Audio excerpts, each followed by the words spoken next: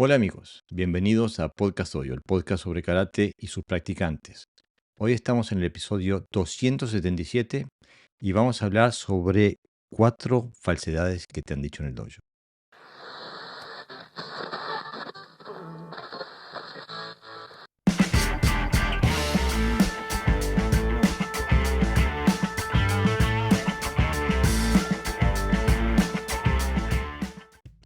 Como siempre, para ayudarme en la tarea, tengo a José Navarro Sensei. Bienvenido, Sensei. Hola, Jorge. Buen título, ¿no? Lo hemos puesto hoy. Bueno, espero que podamos transmitir qué queremos decir con 4 falsedades, ¿no? Claro, a eso me refería, que no es nosotros hemos tenido ese nivel de conocimiento, transmitido precisamente a través de nuestro dojo, y a través del estudio, la experiencia, el tiempo, la investigación, pues hemos descubierto que no eran tan verdad, ¿no? Lo que nos decían desde ese punto de vista. Claro, no estamos apuntando a una voluntad de mentir, pero a apuntar a cosas que realmente no son como se presentan en el mundo del karate. Y creo que, bueno, mejor empezar a agarrar el toro por las guampas, como decimos en mi país, empezar con la más controversial, creo, porque creo que en algunos ámbitos del karate es casi un tema central de la autopercepción de los karatecas que trabajan con estos temas. ¿Qué decís vos, Pepe? No, es fundamental. Quitando un par de estilos, todos los tienen como patrimonio, ¿no? De hecho, se valora al karateka en extensión, o sea, en comprensión técnica, pero también en profundidad marcial, ¿no? Y bueno, para que todo el mundo entienda de qué estamos hablando, vamos a hablar de el kime, o el kime, como herramienta central de varios estilos de karate, ¿no, Pepe? Exactamente. Bueno, para dar Eh, un poquito de contexto, ¿no? El Ujú. kime viene del japonés, por supuesto, una palabra japonesa que es derivada del verbo kimeru, que significa decidir, terminar o establecer. Y en karate se refiere como a fijar, establecer o enfocar la potencia de una técnica en un oponente en el momento de contacto. Y después hay un montón de subprincipios adheridos al concepto de kime. Bueno, anda Pepe, quería dar ese contexto nomás. Sí, bueno, te refieres al primer punto, ¿verdad, Jorge? Sí, estamos hablando de kime y bueno, ahora De podemos hablar Kime. lo que queramos, ¿no? Podemos hablar lo que queramos. Sí, bueno, el Kime se interpreta precisamente como eso, ¿no? Como una fuente de energía, ¿no? O sea, donde todo, pues, el cuerpo tiene que ir a favor, digamos, de todos los músculos, toda la intención, y frenar en un punto dado, ¿no? Esa expresión de la energía es lo que se llama Kime. A más tensión muscular, a más, digamos, expresión física de esa tensión muscular, pues el Kime es mejor, ¿no? Tanto es así que incluso con el tiempo se le han atribuido incluso casi, no sé, elementos mágicos, ¿no? Y se Mitológico. valoran y mitológicos, ¿no? O sea, el quimé que tiene, por ejemplo, no se le dice, mira el nivel técnico que tiene, ¿no? Sino el quimé que tiene, si cómo lo representa, ¿no? Cómo representa la energía. Entonces, claro, eso crea una visión cejada, ¿no? De lo que es la eficacia, que al fin y al cabo, en un arte marcial, el patrimonio principal tiene que ser la eficiencia o la eficacia, ¿no? Que fue para lo que está diseñado, ¿no? Sin embargo, se le quita los atributos marciales y se le dan atributos de expresión física casi. Claro, justamente es eso, ¿no? Que los, los criterios que se premian son justamente eh, criterios que no tienen que ver o que están divorciados de la realidad de la violencia real, digo, ¿no? A Eh, mí me suspendieron un examen, por porque falta decían de que quime. por falta de un teórico quimé. Incluso no solo se aplica dentro de lo que serían las katas, ¿no? O la técnica, sino que incluso dentro del combate, ¿no? Y a mí, como yo estaba dominando claramente a mi oponente con una facilidad, pues no necesitaba nada más que usar la fuerza adecuada. Sin embargo, uno de los tribunal que me conocía me hizo un gesto muy diciendo, más que me, ¿no? Que te van a suspender, ¿no? Curioso, ¿no? Bueno, justamente, según pude encontrar en la red, encontré un lugar donde citan a Ishiyama, se llama Sensei de la ITKF, que apunta a decir que involucra la tensión de todos los músculos del cuerpo. Y esta tensión es solo por un instante, ¿no? Y a mí me parece que esto se ha logrado aceptar, se ha normalizado, porque el karate moderno, principalmente, nunca hace contacto. El Kihon se hace al aire, el kata se hace al aire, el combate se hace marcando. Y a mí me da la gran impresión de que el kime... Bueno, tengo dos impresiones que me gustaría discutir contigo. La primera es que me da la impresión de que el kime de karate es, y digo de karate porque quiero explorar otra línea después de pensamiento, pero para mí el kime de karate está hecho para proteger las articulaciones cuando estás golpeando el aire y frenar tu técnica antes de que te lastimes o te lesiones. ¿Qué te parece ese pensamiento? Sí, es una de las razones. Es un poco contradictorio porque a veces me produce lesiones, ¿no? Ese exceso de quimé, pero sí es una de las razones, claro, para que al aire, como no puedes pegar nada, tienes que imitar que estás pegando, ¿no? Y una manera muy factible, digamos, visualmente hablando, es que tú frenes el movimiento, ¿no? No puedes lanzar de forma indiscriminada porque ya sabemos que el cuerpo se desordena, digamos. Es que para mí, al decir que la tensión de todos los músculos del cuerpo, para mí eso, por definición, quiere decir frenar. Claro. Porque si yo freno, tenso todos los músculos del cuerpo, no me puedo mover. Estoy, por definición, estoy inmóvil.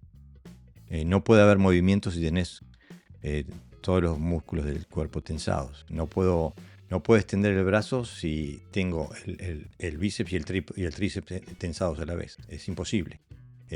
La extensión del brazo se da porque el tríceps se contrae y el bíceps es elongado. O sea que, es decir, la tensión de todos los músculos del cuerpo me parece, por definición, frenar. Y me parece... Y por las trayectorias técnicas que se definen, Jorge, por ejemplo, si tú imagínate, en el Suki tienes que frenar. Si vas a máxima velocidad, tienes que frenar. Lo que pasa es que hay dos maneras de frenar. La que estamos hablando es la más habitual, ¿no? Y luego, una defensa baja, imagínate un Gedan Barai. Si tú no paras el golpe en ese momento, el brazo se sale de la línea, ¿no? Del cuerpo.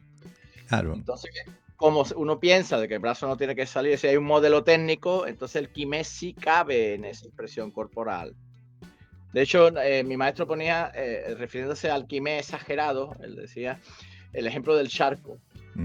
Decía, tú vas corriendo o vas caminando y de momento te encuentras en una carretera un charco y el cuerpo hace fla y se agarra, se frena. Para no caerse, es decir, paras. Exactamente. ¿No? Y lo que hace todo el cuerpo es contraerse, o sea, los pies se agarran al suelo, los músculos de la rodilla se aprietan, ¿no? O sea, las piernas, etcétera, etcétera, ¿no? Ahí, evidentemente, y hay otra gente que va caminando y se encuentra charco y salta, ¿no? Por ejemplo. Pero justamente quería discutir porque es evidente que el karate moderno ha importado, el karate moderno que tiene sus raíces en el karate japonés, no en el okinawense, ha importado una serie de elementos del kendo. Digo, es evidente para todo aquel que o del kenjutsu, ¿no? Que para todo aquel que tiene dos ojos para ver, ven que se ve a las claras que hay varios elementos del kendo o del kenjutsu que se han importado al karate, ¿no? Que después se ha transformado en el karate tradicional. Y yo te quería preguntar, porque tú haces Kenjutsu hace decenas de años, porque a mí me suena que en un marco de un sable, quizás pueda ser coherente el tener el principio de un kime. De una forma que es imposible que la tengas en el karate. No sé, decime si estoy bien o estoy mal. Hombre, aquí habría una interpretación de lo que es el kime como tal, ¿no? Si hablas de frenar, entonces no. No. Entonces, si hablas de que hay un punto donde evidentemente concentras toda la energía para cortar, el sable es un arma de precisión. Entonces tiene que estar bien colocado para que el corte no sea irregular, ¿no? Y además, y no solo corta determinada, o sea, no solo busca cortar, ser preciso, sino también unas zonas muy concretas. Entonces la mente se enfoca en cortar en un punto determinado para que el sable no se quede, por ejemplo, atrancado en un hueso. Entonces tiene una razón de ser. Lo que pasa es que el concepto de Kime es casi todo lo contrario. Es decir, por ejemplo, mira, si por eso has hablado bien de Yai de Kenjutsu y no de Kendo, porque el concepto de Kendo es diferente, ¿no? Es puntuar más que nada, ¿no? Estamos hablando del Kendo contemporáneo. Cortar, ¿no? Que sí, entonces el movimiento que hace el sable, cuando uno lo maneja bien, no es de soltar un sablazo y frenar en un punto concreto, normalmente a la altura del jara, ¿no? Del ombligo, sino lo que lanza es lo que se llama en Iaido caña de pescar, ¿no? Como si arrojar una caña de pescar. Entonces tú lanzas el sable, como el sable corta la salida, cuando llega más o menos el azúcar, ¿no? O sea, la empuñadura a la altura de la barriga, ahí paras. Pero se para en un proceso de desaceleración, no en un proceso de frenada, pero después el sable sigue vivo, ¿no? Sigue el movimiento, o sea, no hay tensión en ningún momento. Está parado, nosotros decimos está parado, pero no está en stop, ¿no? O sea, el cuerpo no se pone rígido, lo que se pone es organizado para poder hacer otras técnicas, ¿no? Y bueno, justamente vos ahí estás apuntando a las críticas que yo le hacía a la definición de Kime en el karate, porque no se habla de tensión de todos los músculos. Se habla justamente del dinamismo que lleva una técnica en toda su trayectoria y no frenarla en ninguna parte de su trayectoria, sino que dejar que la energía invertida vuelva a su seno, ¿no? O sea, cuando se terminó la elipse, bueno, ahí quedó y empezamos de vuelta sin perder. Nosotros le llamamos de forma más o menos popular volver a casa. Seguro. Traerte la técnica a casa, que es lo mismo que yo hago cuando hago un huracán, por ejemplo. No dejo el brazo rígido, sino pum, pum, y el brazo de forma natural se va y vuelve, ¿no? Se va y vuelve. A eso me refiero. Y bueno, justamente hay grandes problemas para mí con el Kime. Digo, me parece que sí, que es un concepto de salón, por decirle así, o sea que se puede concebir dentro del karate siempre y cuando las partes que estén involucradas acepten esa premisa, o sea, es algo que ocurre dentro de un dojo. Y para mí es el efecto directo de que no se entrena con contacto, o sea, no solamente con contacto corporal, sino con contacto sobre cosas, sobre escudos, sobre bolsas, sacos de arena, o sea que no se está acostumbrado a cuál es la biomecánica y la generación de energía cuando pegas sobre algo. Porque el hecho de, cuando estás pegando sobre algo, el hecho de concentrar todo tu cuerpo te impide pegar. Pero aparte, otra cosa que creo que por eso digo que viene mucho del Kenjutsu, creo que el Kime está estrechamente conectado con la idea del Iken Hisatsu, ¿no? La de un golpe, una muerte. Un golpe, una muerte, sí. Y eso es evidentemente algo importado del Kenjutsu, del sable. ¿No te parece? Sí, sí. Como norma general, sí, aunque depende del estilo, tampoco es cierto. Quiero decir, no todos los Kenjutsu tienen un golpe, una muerte. porque cuando hablas de esa manera estás hablando de una intención, de una intencionalidad, pero en el sable por encima de todo predomina la estrategia. Y a veces en un corte que puede parecer al aire, que estás acabando con el oponente, es simplemente una toma de distancia, que es lo que ocurre en el karate, que lanzas un golpe, no tomas en cuenta ni siquiera la zona de contacto, o sea, lo lanzas de forma indiscriminada, ¿no? ¿Qué quiero decir con esto? No es lo mismo un kime utilizando esta metodología a la cara que al pecho, sin embargo utilizan la misma cantidad de No, tensión. pero a lo que yo me refiero es Sí. que el mínimo contacto de carne contra acero Ah, hombre, claro, claro. digo, no hay. Claro, si te logra, por eso de ahí la necesidad, ¿no? De otro punto que entraremos más adelante, sí, que si te toca estás acabado, ¿no? Moriste. Entonces, claro, es un concepto militar evidentemente, de que vas a la guerra y tienes que, cada sablazo tienes que destruir, ¿no? Porque si no, va dejando, digamos, por ahí restos, pues acaban contigo. Sí, es obviamente, yo diría más que del kenjutsu y del kendo que del que- jaijutsu, mm, que tiene otros matices. por eso yo decía, porque todo aquel que haya combatido en alguna forma, incluso aquellos que hacen el GI Comité de la WKF o de sus variantes, saben que eh, en el altercado real, a todo lo que da, no haces una técnica. O sea, cuando golpeas en combinaciones, tenés una probabilidad muchísimo más alta de hacer impacto, de dar. Y por eso se hacen combinaciones en todos los otros ámbitos donde se golpea, se hacen combinaciones. Nadie tira una técnica por vez, sino que cuando tiras, no para de tirar. Hasta, digo, si encajaste, si hiciste impacto, seguís haciendo impacto, ¿no? Y como estrategia de penetración, etcétera, etcétera. Digo, incluso la gente del Shai Kumite no entra con una técnica, por lo general entran en combinaciones, ¿no? Y por eso digo que el Kime no aporta a una descripción funcional de los elementos rigentes, tanto técnicos como tácticos, de lo que es golpear en una situación real. ¿Qué te parece a vos? Claro, cuando tú quieres generar energía, haces todo lo contrario, es decir, quitas tensión, ¿no?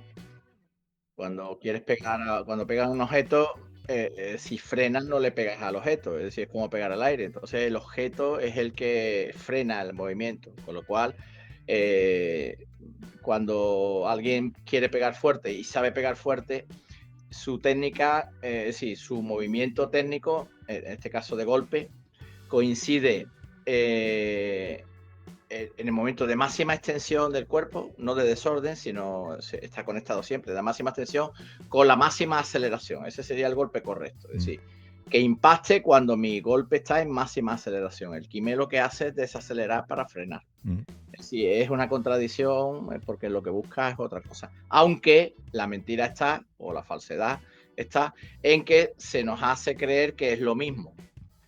Cuando cualquiera que pega al saco o a cualquier objeto durante un mes, vamos a ponerle de forma seguida, y es sincero con el golpe, no quiere utilizar las técnicas digamos, estrictas, ¿no? Del Quijón, sino que lo que realmente es poner la intención y el corazón ahí, se va alejando de esa forma de interpretación del Kimi. Y sí, esa es mi experiencia también. Pero esa es simplemente la primera falsedad que te han dicho en un dojo. La falsedad número 2 que queremos hablar es la del bunkai. Y hay bajo el mismo techo del bunkai hay dos tipos de falsedades. Está la primera, la que dice que el bunkai sirve para perfeccionar el kata. lo cual a mí es como que me den es el mundo al revés, ¿no? Como que hacer bunkai para poder hacer la performance de la coreografía, de las técnicas del kata mejor. Y para mí es una visión muy reduccionista del kata, pensar de esa forma, ¿no? Porque se ve se le ve al kata como un conjunto de técnicas y se las ve como un conjunto de técnicas individuales, ¿no? Porque supone que, o sea que aprendiendo el bunkai, aprendes el kata. Digo, y eso era así en el inicio del karate. Cuando se conocía el bunkai había una una relación directa entre el bunkai y el kata. Hoy que no se sabe nada y el patrón básico de el bunkai es que son técnicas de Kihon contra defensas de Kihon y contra golpes de Kihon, y a eso se le llama bunkai. Y después se llevan esas mismas técnicas de Kihon que deben ser exactas a las que se hace en el kata. Entonces ahí se reemplaza un baile de una sola persona por un baile con dos personas, y después se vuelve al baile de una persona. ¿Qué decís, Pepe?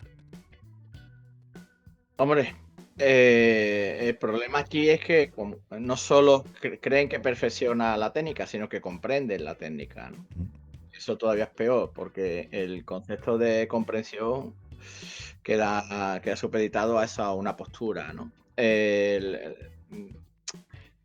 problema primero hay una interpretación errónea del kata, como bien dices, y el bunkai, evidentemente, lo que hace es que está condicionada esa metodología para perfeccionar la kata.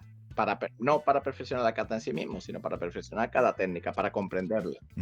Pero tampoco a veces, porque los mismos que luego hablan de esta idea, cuando entre comillas, quieren hacer un bunkai más o menos útil, lo que hacen es incluirle elementos físicos, es decir, más velocidad y más fuerza.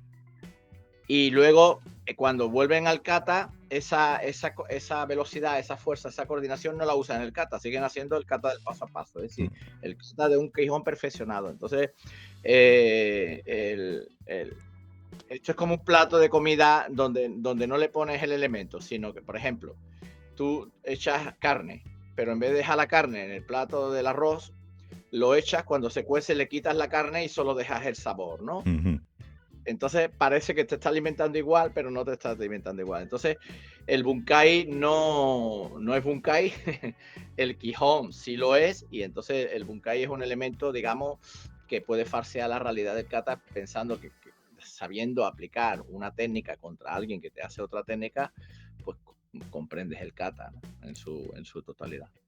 Claro, y a mí me parece que el error es coherente, digo, porque como se percibe el kata como una serie de técnicas de Kihon, y se percibe, por consiguiente, se percibe al bunkai como también una serie más corta de técnicas de Kihon,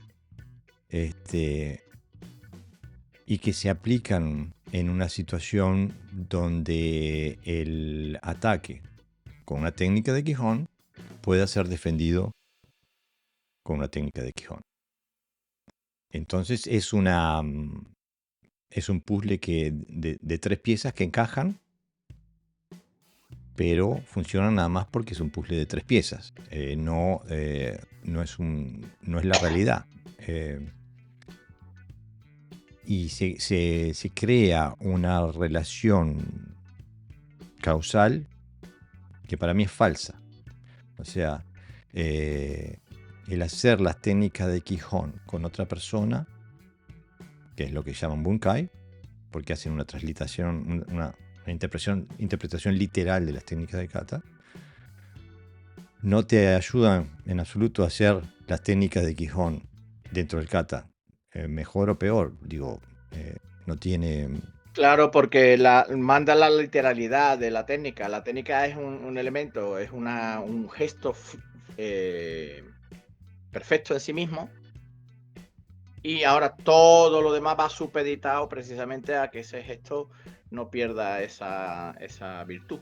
Es decir, de lo que te perfecciona, ¿no? De la base y del pilar fundamental de cualquier karateka, ¿no? Quijón, quijón, quijón, quijón. Entonces, claro, si el quijón es más importante que el bunkai, y es así, porque si no, si la gente pensara que el bunkai sería más importante que el quijón o que el kata, haría un 80% de bunkai y un 20% de quijón. Pero se hace un 80, bueno, un 80 y un 90, te puedo decir, de quijón y un 10% de bunkai, además en contextos muy específicos, en contextos de exhibición, de competición o de examen, ¿no?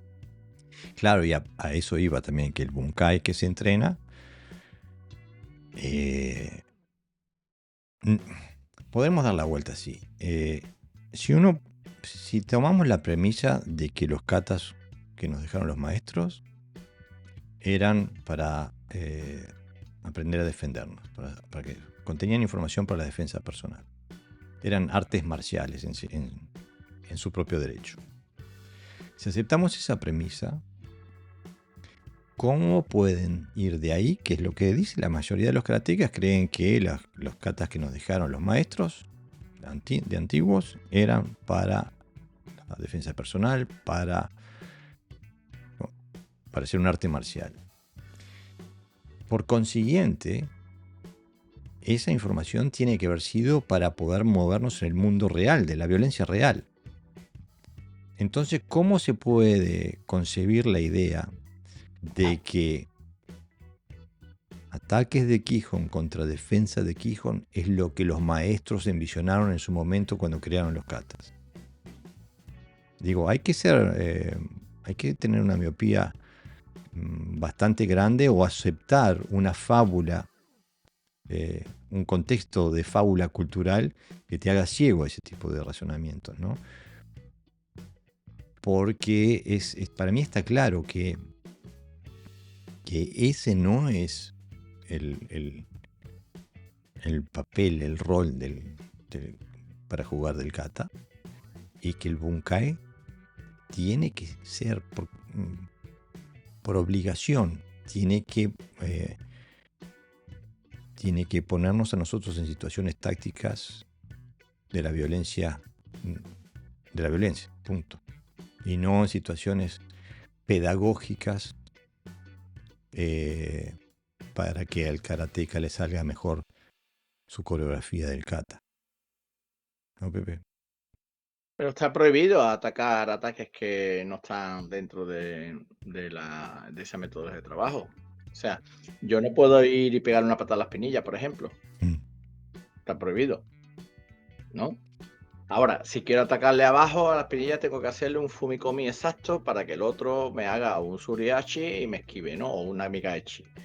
Entonces, claro, estamos trabajando con conductas erróneas, ¿no? Porque si un bunkai se supone que es la aplicación real del combate, pero quito todos los elementos que hacen que el bunkai pueda aplicarse en un contexto real, entonces tengo una kata 2, ¿no? Y esto lo estamos hartos de decirlo, ¿no? Es decir, la kata 2 es kata 1 realmente, porque está trabajando lo mismo, ¿no? Alguien que te lanza, o sea, si yo en ese momento me quedo quieto cuando el otro me ataca, ni siquiera me llega. Claro, exactamente. Porque no, o sea, con lo cual al final no acaban ni siquiera utilizando, ¿no? O sea, vi el otro día un bunkai, no los que vosotros mandáis para que lo veamos, sino otro que me encontré, que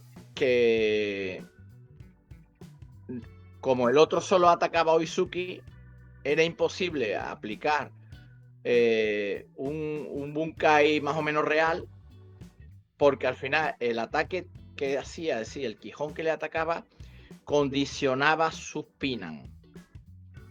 Claro. Con lo cual, pero condicionado total, es decir, era solo puedo hacer esta técnica de esta kata, ¿no? Y después le llamaban Sanda, le llamaban Nida, le llamaban Shodan, etcétera, etcétera, ¿no? Todo.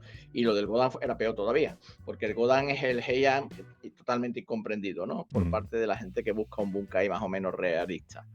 Entonces, sí, no solo este tipo de metodología condiciona al que ataca, sino el que ataca también condiciona las posibilidades de usar, bueno, contextos más reales. Y al final solamente puede hacer lo que viene del kata, que es Shuto, que es Mashu, Uchi, Soto, como quieras llamarlo, ¿no? Y se veía incluso le salía mal.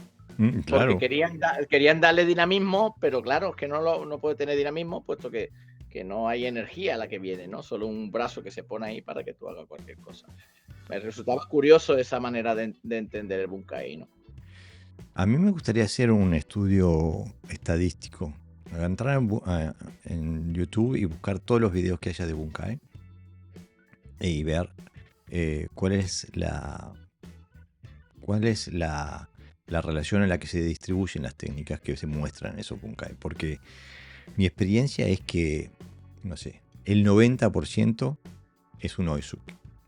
No importa el kata, no importa si es Seiyachin o si es Sochin o si es Pinan o si es lo que sea. Sea de Shotokan, sea de Wado Ryu, sea de Uechi Ryu, sea de Goju Ryu, sea de Shito Ryu, no importa, de Kyokushin, no importa. Más del 90% de los bunkai que se muestran son como con defensas contra Oizuki.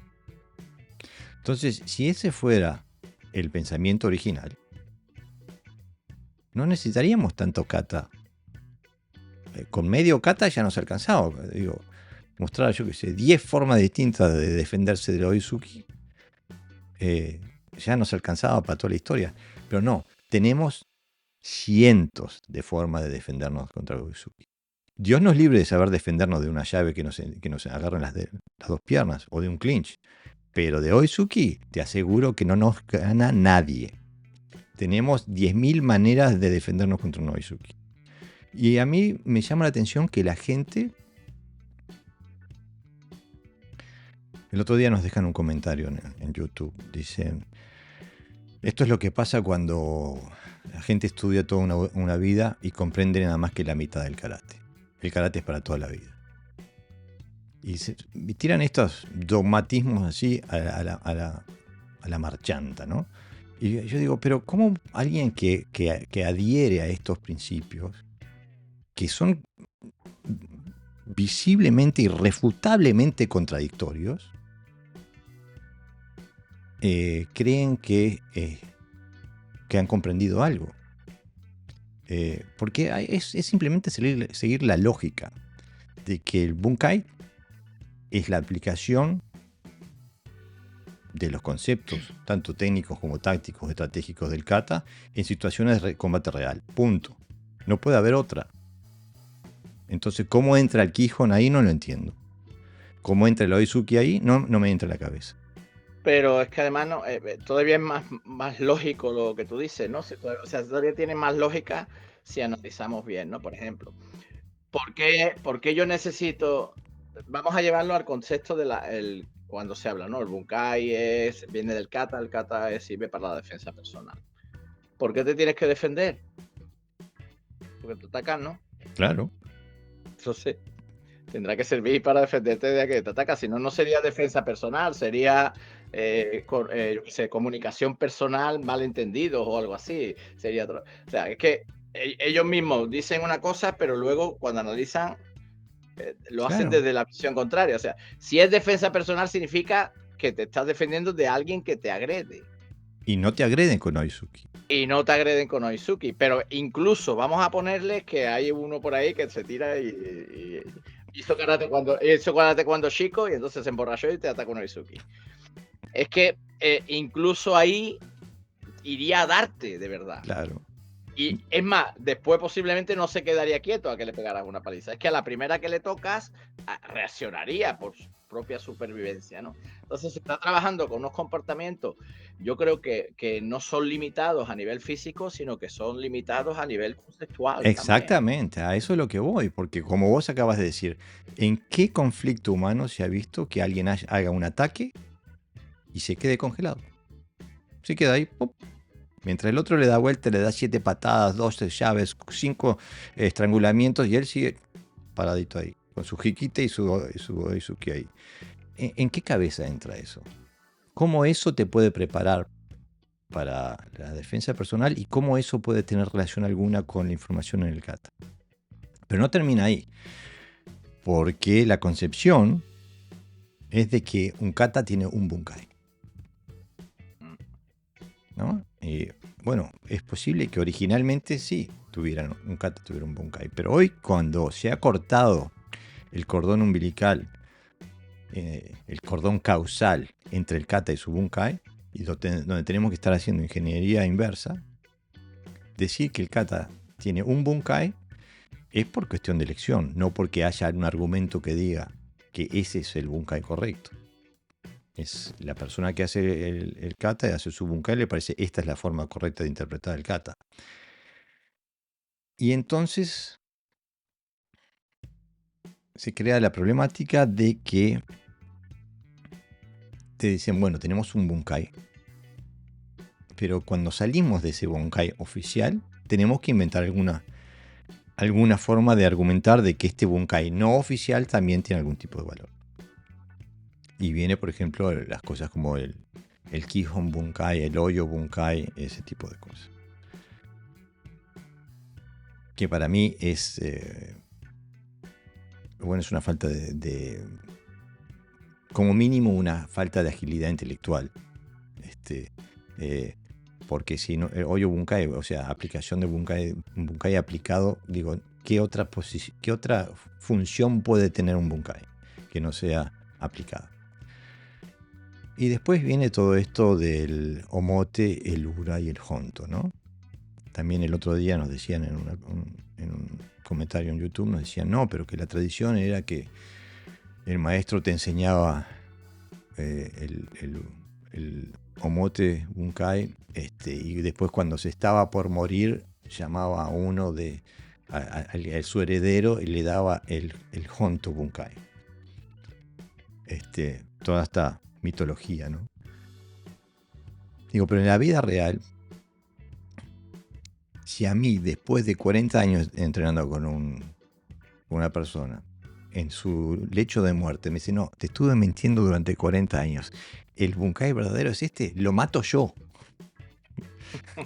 Digo, es que para mí eso le atribuye a los maestros una falta de honestidad, una falta de ética en la relación con sus discípulos, que para mí me resulta infame atribuirle a los viejos maestros esos principios éticos y morales. Es una fábula que no tiene sustento en la realidad, pero que se aferra al discurso que rige en este momento en el mundo del karate. ¿Qué decís vos, No, Pepe? pero no solo eso, Jorge, es que también hay una falta de comprensión, puesto que se consideran que hay técnicas como secretas, o sea, técnicas cuando cualquier persona que tiene algún tipo de enfrentamiento, incluso quiero decir que hace algún deporte de contacto, sabe que la táctica es lo que manda. Entonces, como mucho le habría ocultado la táctica, no la técnica, pero tienen como una especie de técnicas secretas que te va, una vez que te la diga, como si te encontrara, como las películas de Kung Fu, ¿no? Que te encuentra un libro, lo abre y viene la técnica secreta que vence la grulla, vende al gallo, ¿no? O al pollo loco, para seguir con la... Entonces, evidentemente la realidad no funciona de esa manera. Yo creo que esto ocurre por la especialización. Es decir, en un momento dado el karate se especializa, y entonces solo sabes de karate. Y entonces solo puede enseñar cosas de karate. Mira, escuchando a un entrenador hoy, decía una cosa, aplícalo al karate, ¿vale? De hecho, para no confundir, voy a aplicarlo con los términos de karate. una cosa es me está costando porque el concepto viene de otro lado, pero bueno, es decir, una cosa es, una cosa es saber boxear, ¿no? Y otra cosa es ser un peleador. Una cosa es ser un karateca y otra cosa es ser un peleador. Claro. Sí. Él decía, lo normal, decía, es que porque dentro de un combate uno va a necesitar ser boxeador, buen técnico, pero en otro momento del combate va a necesitar ser un buen peleador. Claro. Vamos a trasladar esto a la calle, vamos a trasladar que viene alguien a pegarte y tú eres un buen técnico, pero no necesitas ser peleador, ¿no? Y en otros momentos, entonces la idea es que, él decía, los buenos boxeadores, los buenos artistas marciales, en este caso, son aquellos que tienen las dos cosas. Claro. Cuando necesita utilizar la técnica la usa y cuando no, esto es la guerra, ¿no? Entonces, ¿qué ocurre? Que esos elementos, si no tienes esas experiencias, por muchos hoyos, ura, etcétera, etcétera, la experiencia no va añadida a la técnica, es decir, no es como un perfume, ¿no? Que te regalan el botecito y dentro está el perfume. Esto, o lo tienes o no lo tienes, o lo trabajas o no lo vas a tener nunca. Claro. Y entonces te convencen de que tú ya un día estás ahí como un poco despistado, ¿eh? El maestro te mira y dice, te voy a enseñar, a ti sí te voy a enseñar, no a esta gente que son unos matados, te voy a enseñar a ti, te da el privilegio de enseñarte a ti. Y entonces te enseña, en vez de un chuto a nivel Shodan, pues te lo enseña a nivel Shodan, ¿no? Y entonces tú ya con eso ganas un combate. Suena raro, pero es así en la realidad. Así es como nos han tratado y como nos siguen tratando.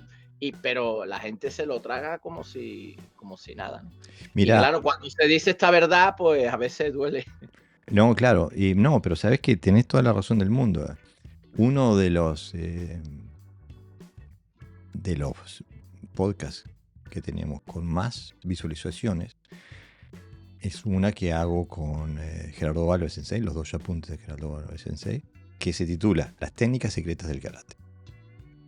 Y después Valverde Sensei se gasta 1 hora explicando que no existen las técnicas secretas del karate. Pero el título ya hace que la gente haga el clic, ¿no? Porque la gente quiere las técnicas secretas y no existen las técnicas secretas. Todo lo que se pueda haber inventado, en lo que si hay algo en la que el ser humano es excelente, más excelente que cualquier especie en este planeta, es en la violencia. Entonces no existen las técnicas secretas porque todo lo que se pueda haber inventado de cómo lastimar, lesionar, matar a otra persona ya está inventado. Y hace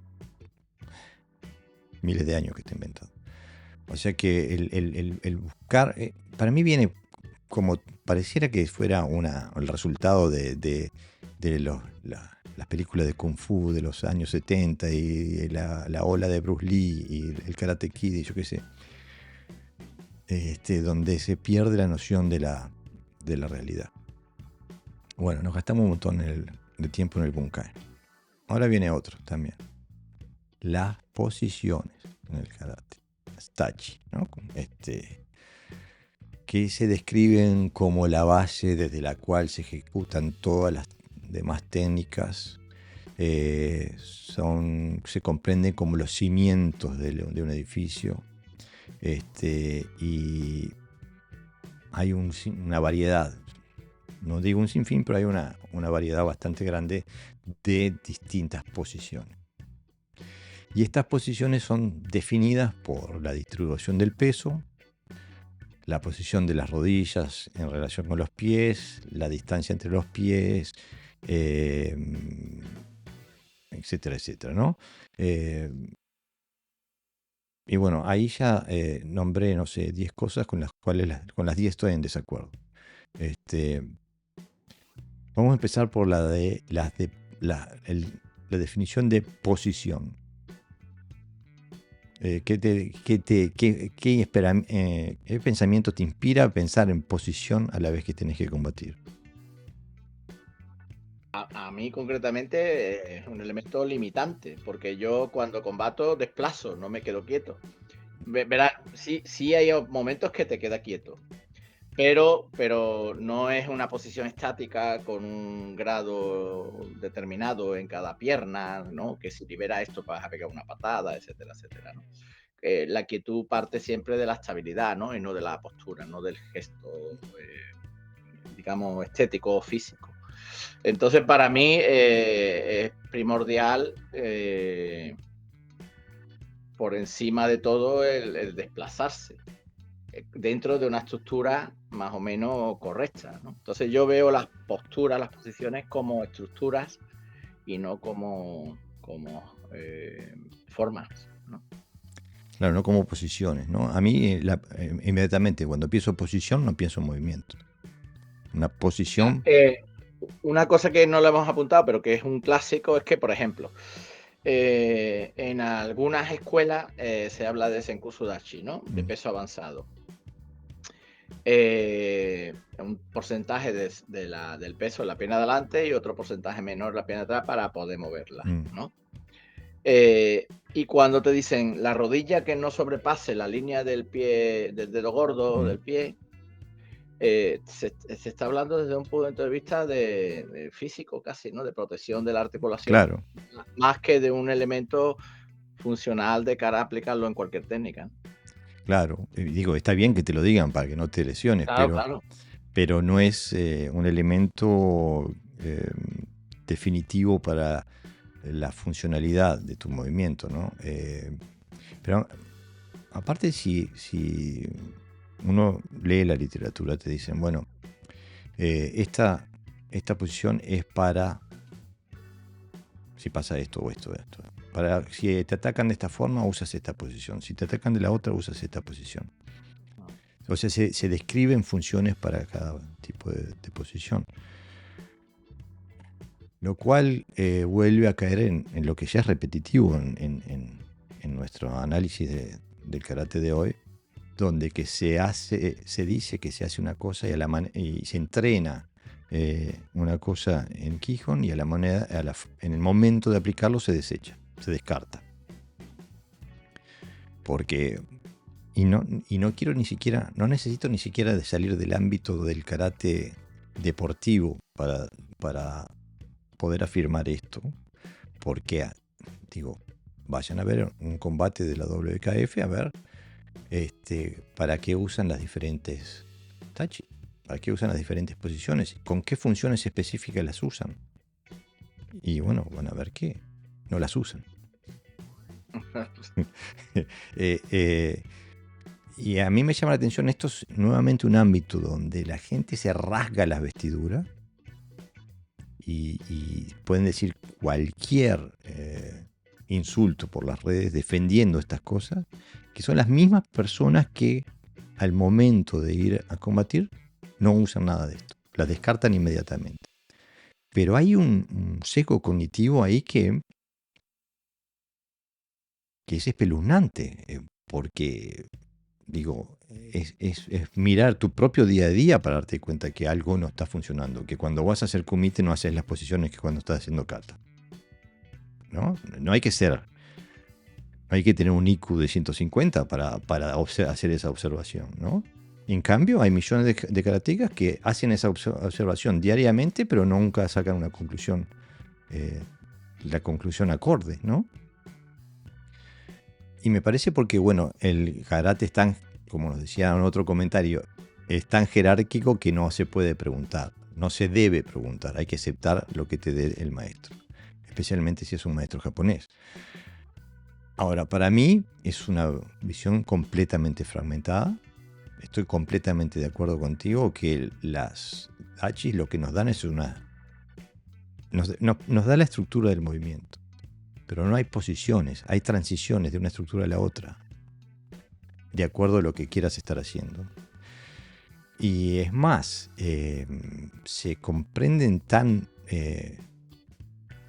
mal, por ejemplo, como cuando te ponen en Kibadachi o en Shikodachi a dar golpes a la frente, por ejemplo.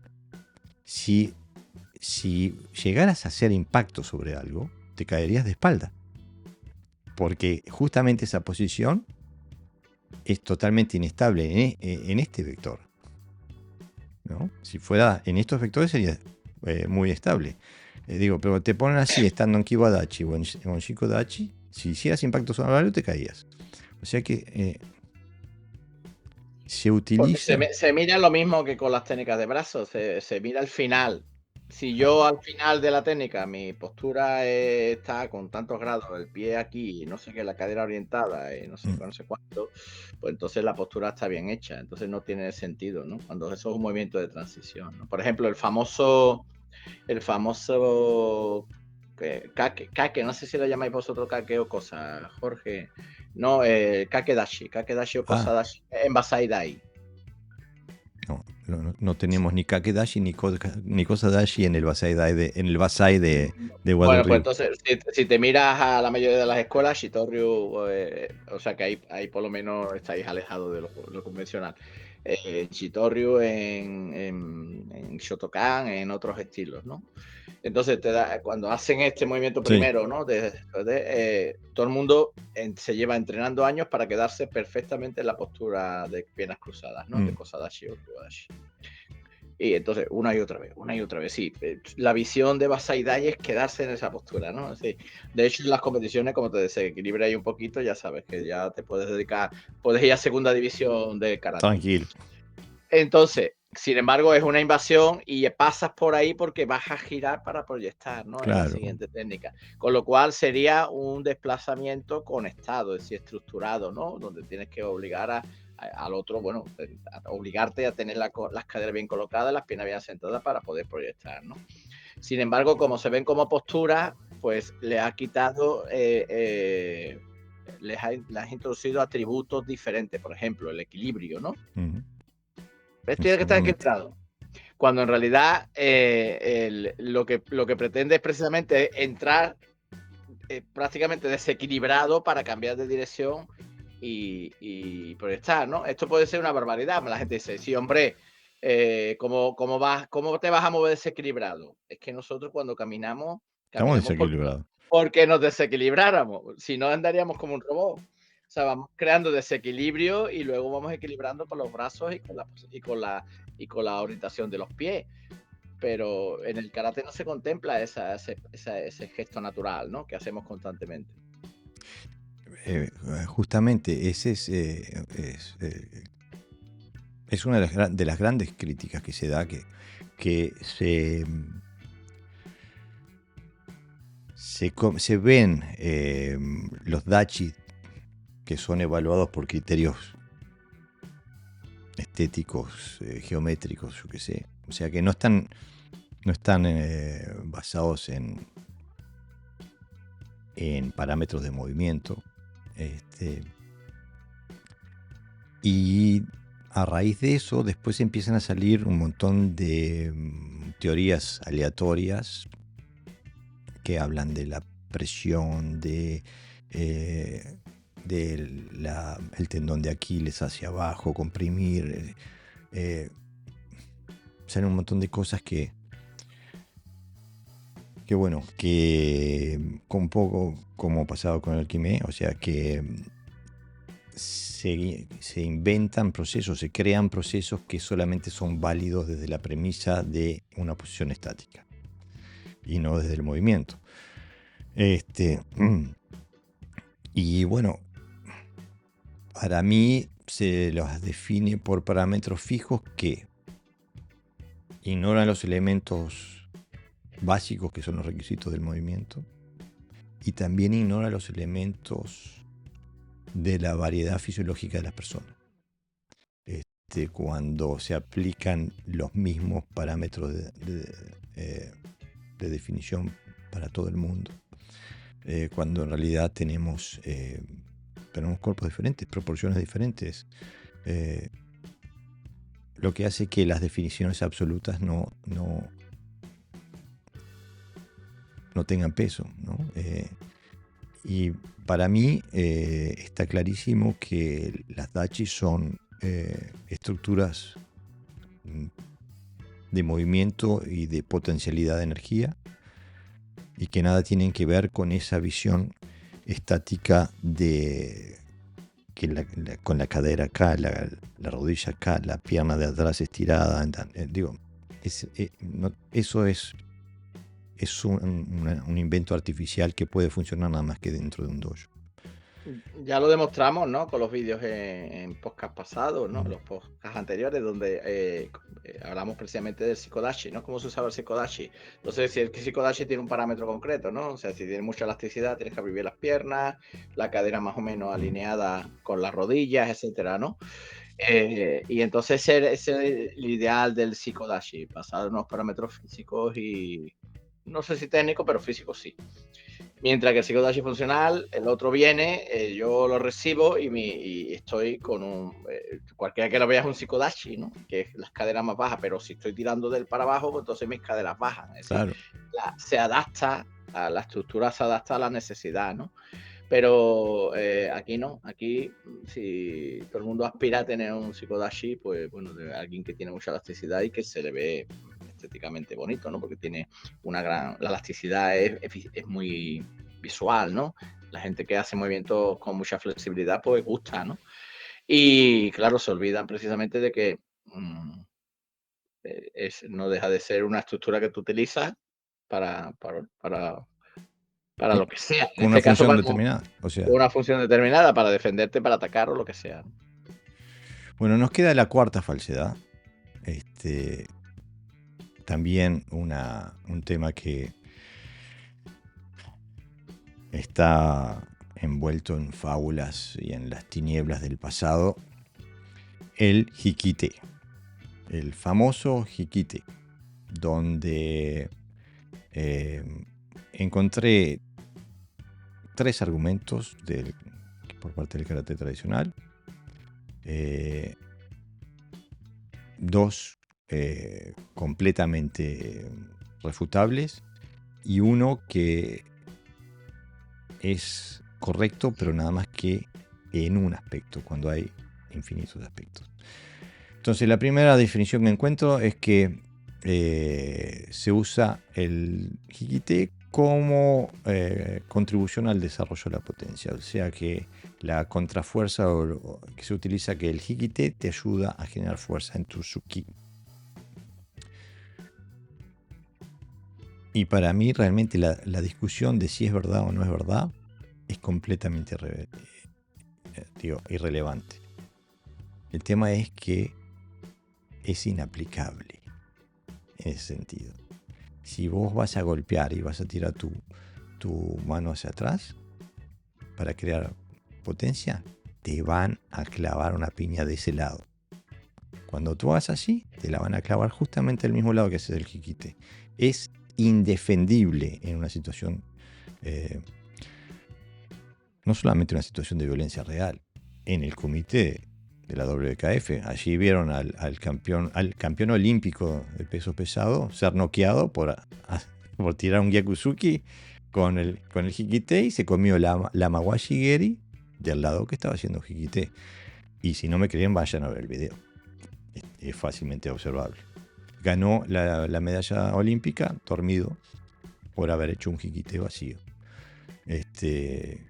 No sé qué pensás vos del tema de la creación de energía, la contrafuerza. No genera energía realmente. Yo le pego al saco todos los días, ya te digo yo que no. Que es algo que tengo experimentado de que no es un elemento que de hecho el brazo cuando se pega fuerte, como tú dices, hay que entender un poco la dinámica del karate deportivo y el karate tal como nosotros lo entendemos. Entonces, cuando nosotros vamos a golpear con un puño es porque estamos en distancia de puño, estamos cerquita del oponente. Claro, si tú tiras si te das de patentarle un poquito hacia el karateki y que te den la medalla de oro, pues bueno, estamos hablando de otra cosa, ¿no? Que eso es esgrima con los brazos, no tiene nada que ver. Pero normalmente cuando alguien te quiere empujar, no te empuja desde la lejanía, ¿no? O la lontananza, ¿no? Por usar un término poético. Se acerca, se pone bien y te empuja, ¿no? O sea, si cerramos el puño y le damos velocidad, es decir, aumentamos la masa, pues entonces etcétera, pega fuerte, ¿no? Entonces, ¿qué ocurre? Yo cómo voy a tener, si estoy cerca del otro, el brazo aquí colocado para generar más fuerza. Y luego, desde el punto de vista funcional, desde el combate, volvemos a lo mismo. Faltan, se ponen elementos que son foráneos y se quitan elementos que serían correctos, por ejemplo, la táctica, ¿no?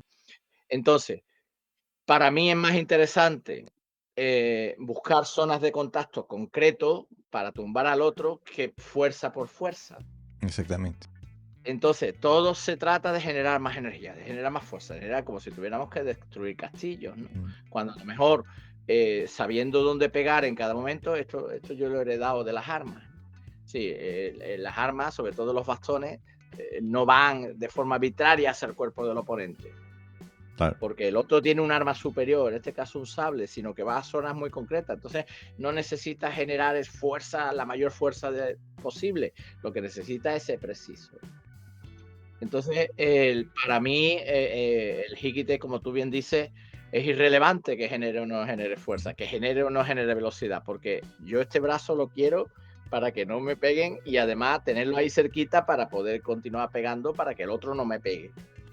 Y bueno, después está el argumento, que es el segundo argumento, que dice que se usa el Hikite como contribución al equilibrio y la estabilidad, donde el que ayuda al cuerpo a mantenerse alineado y evita la inclinación o la desestabilización. Pero eso viene del concepto del kendo, Jorge. Quizás este se hable menos, porque, por ejemplo, Kesagiri es un movimiento que va de oblicuo, ¿no? Desde un extremo, por ejemplo, desde el hombro izquierdo hasta la cadera derecha. Entonces, si tú haces solo con el brazo, entonces estás generando solamente la energía de una parte, estás cortando. Pero cuando tú tiras del Hikite, que se llama Sayabiki en Iaido, lo que hace es compensar la fuerza para que precisamente el corte sea más preciso, pero que lo que busca es la precisión. Pero desde el punto de vista del arma, desde el punto de vista físico, no funciona. Claro, pero aparte tenés que frenar la masa del arma. ¿Cuánto pesa un sable? ¿1 kilo? Una cosa así. Bueno, 1 kilo es lo que usamos los occidentales para hacer las catas. Claro. Normalmente echa de 2 kilos, ¿sabes? Entonces, en ese caso sí está justificado. Pero en el caso de los brazos, ¿no? De la utilización de los brazos, no tiene mucho sentido. Pero aparte, nuevamente, los parámetros, los criterios que se utilizan para mí son nuevamente erróneos. Ayuda al cuerpo a permanecer alineado y evita la inclinación, a lo cual lo compara con la desestabilización. Y me estoy cansado de hablar lo mismo, pero digo, la inclinación no es ningún problema, al contrario, es necesaria. Permanecer alineado. Estos son conceptos que nacen de cuando se crean parámetros para que le sean aceptables al observador y no al que recibe el golpe, ¿no? Entonces, quieren que... Y aparte se importan cosas de otros sistemas que no son especialistas en, por ejemplo, en poder utilizar... Esto lo hablamos por encima un poco sobre el concepto de la estética, ¿no? Que tienen los japoneses, ¿no? El shitei que le llamaban, que es la postura correcta, así que da dignidad, pero en un plano social tiene sentido, ¿no? Claro. Por la presencia en el plano, pero si tienes que transmitir energía, seguramente la gente que va muy rectita y como teniendo presencia, ¿no? Queriéndose, dando seguridad, cuando hay fuego, hace así, agacha, ahí sale corriendo. Se inclina y sale corriendo. Cuando tiran el tiro, digo, estoy completamente de acuerdo. Después está el tercer argumento, que lo hace Gishin Funakoshi Sensei, que dice que el Hikite implica agarrar la mano del atacante y tirar de ella hacia adentro mientras se retuerce para obligar al cuerpo del oponente a inclinarse hacia el defensor, lo cual es absolutamente correcto. El problema es que esa es una aplicación de Hikite, cuando puede haber sin fin. Claro. El Hikite no necesariamente tiene que hacer esto tirando del brazo para obligarlo a que se incline. O sea, el Hikite tiene todas las expresiones que sea necesaria tener. A mí me llama la atención este comentario de parte de Funakoshi, porque yo no sé cuánto de Naja sabría, pero lo conocía seguro. Claro. Y entonces las escuelas de Naha te ves que una mano viene aquí a veces, que no, ni siquiera tira, va para abajo. Mm, No tira para atrás, otras veces está aquí con la mano abierta, otras veces están las dos delante. Nosotros cuando hacemos las kataragaki, por ejemplo, esta mm, manita queda delante, por mm. ejemplo, ¿no? O sea, hay muchas maneras de colocar la mano, no solo son tirones, ¿no? También es poner la mano, ¿no? Para que el otro no se mueva, ese es un control, ¿no? Mm. Más que una alusación. Hay muchas variedades. Entonces, claro, en el caso este, el hikite no genera... eh, no sirve para, o sea, para tirar siempre de él y doblarle el brazo, ¿no? Sino que es multifuncional, afortunadamente. Claro, se puede hacer. Aparte, la extensión de Higita, hasta dónde lo traigo, eso va condicionado por la situación táctica. Si me alcanza con traerlo hasta acá, lo traigo hasta acá, no lo llevo hasta aquí. Digo, hay. Mira, en el Heian Yondan, en muchas escuelas, creo que en Shorei también, no estoy seguro, no lo acabo de ver, pero en Shotokan seguro, cuando se hace el giro después del huracán, ¿no? Que se hace después del Maigeri y el huracán, se agarra y se tira hacia ti, Mm, tira hacia ti. O claro. sea, y además no solamente hace con una mano, sino que hace con las dos. O sea, nosotros hemos comprobado que cuando tú tiras de alguien en vez de para abajo, tiras para ti, te encuentras un cabezazo porque te pilla toda la línea, ¿no? Claro, Entonces, quiero decir que el jiquite no es solo tirar de alguien, ¿no? Sino cómo, ¿no? ¿Qué hago con esa mano? claro. Y aparte, bueno, el Higita es la mano que tira, ¿no? Claro. Para mí, cuando se establecen todos estos criterios foráneos al conflicto, a lo que al objetivo de la génesis del karate, para mí es como que se le inventan nuevos criterios a algo que tenía una función explícita y ahora se la juzga por elementos que no tienen nada que ver con esa función explícita. Aquí escribí un ejemplo en el guión para hoy, digo, es como valorar una cuchara por su brillantez y no por su capacidad funcional. O sea, una cuchara puede funcionar perfectamente, no importa lo brillante que sea, pero esto es una analogía. Cuando hablamos de si me ayuda para generar balance o para generar energía, no es irrelevante desde el punto de vista de juzgar si el jiquite está bien empleado o no, porque nunca fue la función de un jiquite el generar energía. Esas son cosas que han venido después, y que hoy tomamos como verdad histórica del karate. Y bueno, esos son 4 falsedades históricas del karate que Claro, son demostrablemente falsas. Hay que simplemente usar la cabeza y contrastarlo con la realidad. ya, lo que pasa es que si la realidad se cambia es complicado. Si te educan para que veas la brillantez de la cuchara, pues Mm. ahí es donde está el problema. Y bueno, esta vez no les dimos ningún videito para que no se acostumbren a que siempre estamos haciendo videos, ¿no? Bueno, pero nos vemos la semana que viene. Esto ha sido todo por hoy. Espero que hayas disfrutado del contenido. Te invito a que nos sigas por las redes sociales, tanto por nuestra página de Facebook como nuestro canal de YouTube. También te invito a seguirnos en las diferentes plataformas de Spotify, Google Podcast, etc. Si prefieres escuchar nuestro contenido. También te invito a que apoyes la producción de este podcast. Si te gusta nuestro contenido, que nos puedes comprar un Buy Me a Coffee siguiendo el código QR que ves aquí en la esquina superior de la pantalla. También te invito a que nos apoyes a través de YouTube comprándonos un super gracias. En nuestra tienda de Buy Me a Coffee también puedes comprar videos de los entrenamientos internacionales que hemos llevado a cabo, puedes comprar videos de catas y puedes también comprar entrenamiento privado, clases privadas con los instructores de karate funcional. También te invito a que veas los productos que tenemos aquí abajo, que son los productos de la mercancía personalizada de Podcast Dojo, donde puedes comprar ropa, tazas, carteras, etcétera, etcétera, con el símbolo de Podcast Dojo. Todas estas son diferentes formas de apoyar la producción de este podcast para que podamos seguir trayéndote el mejor contenido posible.